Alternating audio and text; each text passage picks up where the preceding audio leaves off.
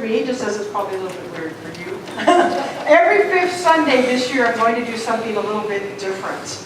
Today I'm calling it Your Turn, and I'm saying this is question and answer day. So I've got no outline, I've got no books, I've got no stories, I've got nothing except an open mind, an open heart, and some juicy answers, I hope. Yeah. So let me just kind of frame this just a little bit. I am going to ask you questions. Becky's going to walk around with the microphone so you may say them out loud and we can all hear them. If you can either stand up or raise your hand, we'll get to you. These questions are about the philosophy. Okay? This is not the time to ask me like personal questions.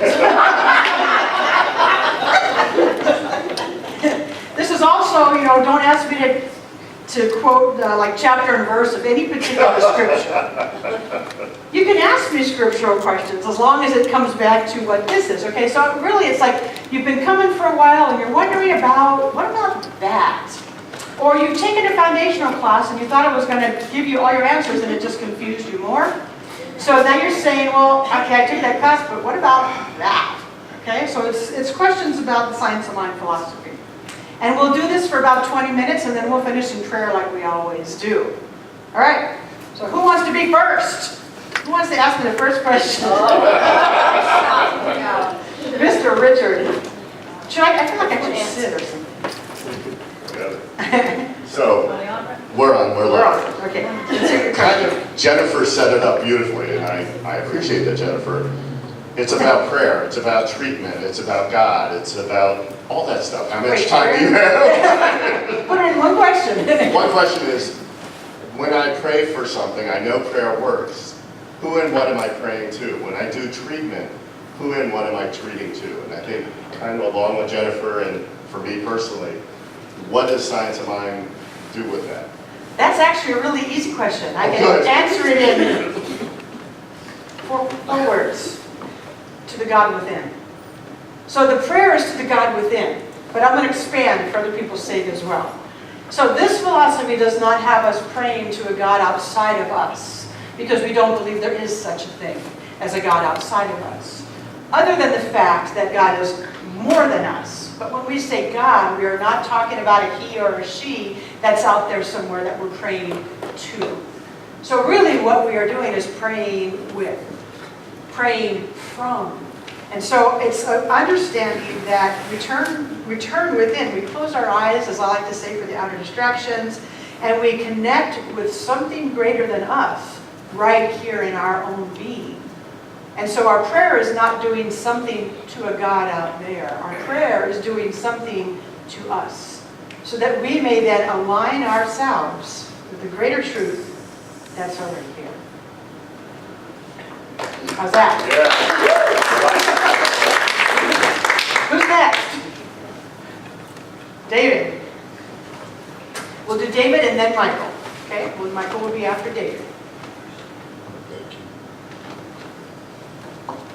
Other religions, other theologies, philosophies have a God that demands or commands things of us. Last week or the last time you weren't here, the person who spoke said you cannot disappoint God, and also I'm asking you about what that's supposed to mean, and then the idea of is nothing commanded or demanded of us from God in order that there be a reciprocal relationship. Good, and there's a number of questions in that question as well. I like what you guys give me like, all right, there's three all. So, the person who spoke before talked about you can't disappoint God. I'll leave that to the end, because I don't know exactly what she meant. I can make a guess, but I don't know the context. The thing about a demanding God, so first of all, absolutely, other religions do have a demanding God. You must do something to please that God. Again, it comes back to premise number one. We don't believe in a God that's out there that is separate from us. So there is no entity or being to have to please. Everybody breathe, because that's like, to me, when I first heard that, that was like the best news I ever heard. That this philosophy doesn't have us pleasing some God supposed to be without. This God of my understanding and of this philosophy is that God is within. Yes? Yes. You've all heard that before. Take it literally. That this God within us is that exactly. So the presence that already created me in its image and likeness became me. What demand could there be other than to express its life? So this philosophy has nothing about a God out there that we have to please or meet its demands. Now with that said, Ernest Holmes says many times in his writings, he uses the word obey.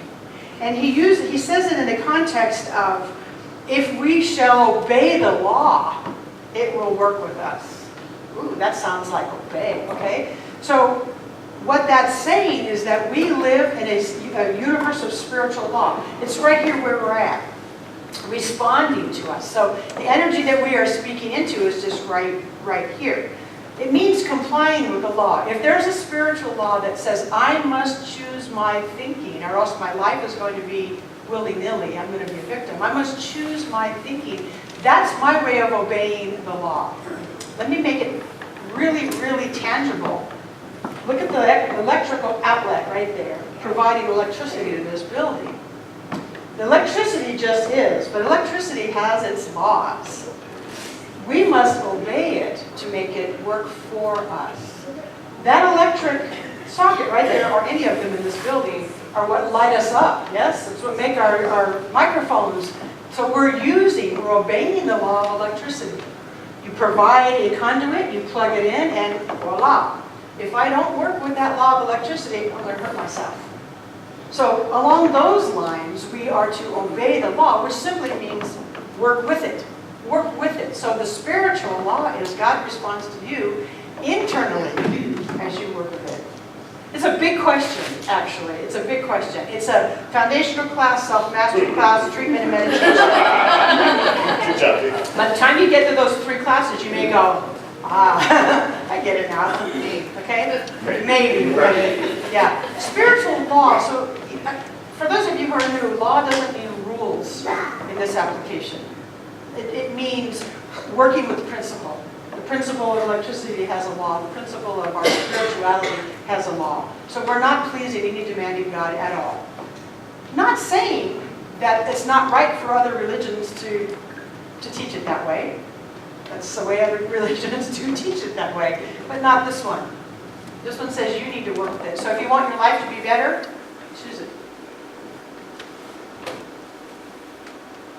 That may be, okay, let me get through 3 more comments. I really don't understand now. All right, what else? Who else? Okay, Michael, yes. Michael had a question that he's going to do on his Speak It iPad that he prepared last evening for me.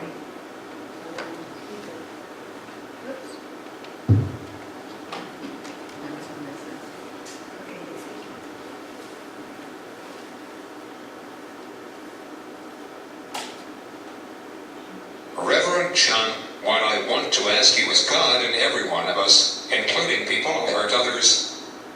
Including people who hurt others. Oh. Including what? People who hurt others. No, that's what I got it. I think that's Okay, I'm going to read it out loud. This is a beautiful device that Michael has at his, he has access to, thank you, that his family helps him, and it's called facilitated typing, and he's able to use a keyboard to ask us questions. And then this beautiful iPad, he presses this thing called Speak It, and that's what you were hearing, is the Speak It voice. So he's addressing me as Reverend Sean, thank you. What I want to ask you is God in every one of us, including people who hurt others? The question almost makes me cry.